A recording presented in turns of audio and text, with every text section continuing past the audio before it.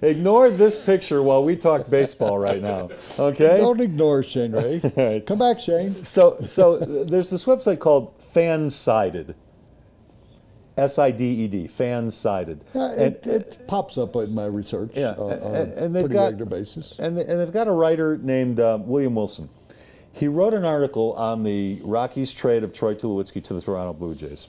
And this is what he said, and this is just a couple of days ago he wrote this. Quote, I still can't quite believe the trade was accepted by the Rockies, and I can only assume the Blue Jays have some Ashley Madison-like information on the general manager for the Rockies, Jeff Bridich, meaning they blackmailed him into the Tulowitzki trade.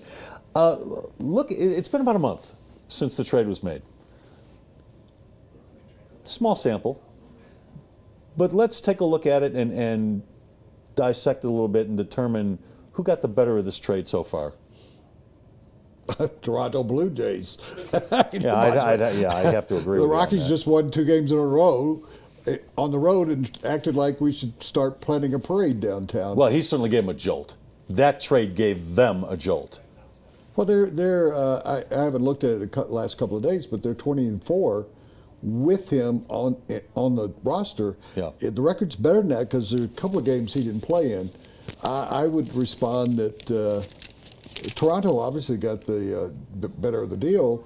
They're fighting for first place. They're a definite wild card team. They were 500. They were barely at 500 when they got Tulowitzki. Now you got to throw in the David Price. Price, have you seen Price's numbers since he got over there? Yeah, he's been fantastic. He's like 4-0 with a 1.84 or something. There's going to be a bidding war for him in the offseason. He's going to be a free agent again. Except we're not going to be involved in this. Probably not. Yeah, probably not. Is there a chance the next presidential nominee for the Republican Party is coming from Denver? Probably not. Of course, they got the better part of the deal right now. You know what still bothers me? I look at Jose Reyes, and he was a player, but he's really $22 million. I mean, that's what he got. Yeah, he's certainly not worth that right now.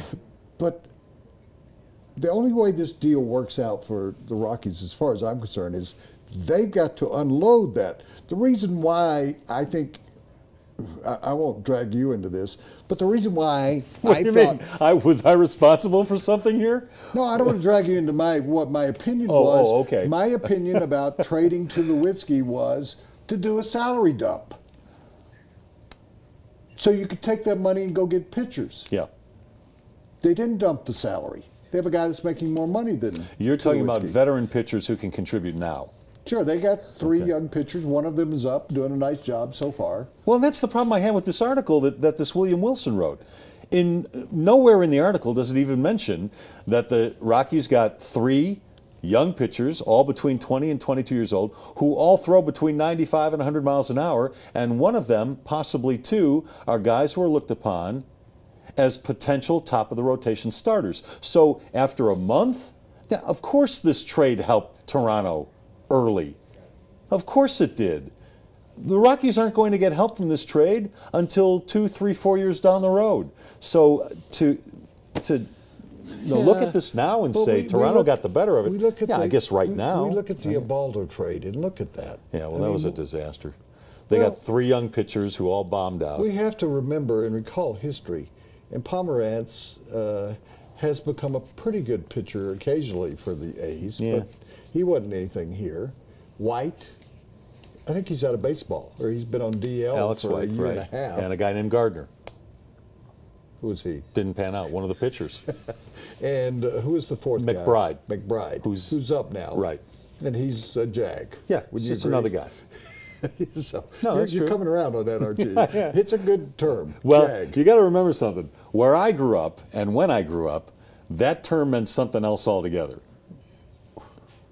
So I'm reluctant to use that term. Well, the Jacksonville Jags, that's not a derogatory No, that's short term. for Jaguars. Yeah, well, I'm saying it. But what I grew up with, that was short for something else. Oh, sure, but GOAT. What does GOAT mean to you? Greatest of all time. But what does it also mean? The guy who blows the World Series or something.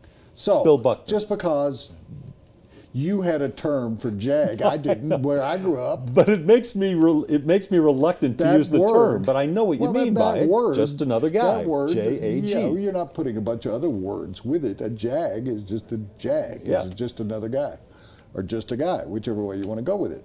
The Reyes thing, I don't know how. I mean, they're going to have to eat a lot of that salary, and people go, well, when you figure out the long term and everything. That's $20 million that I wanted them to go and get a David Price. You could make an effort. Sure.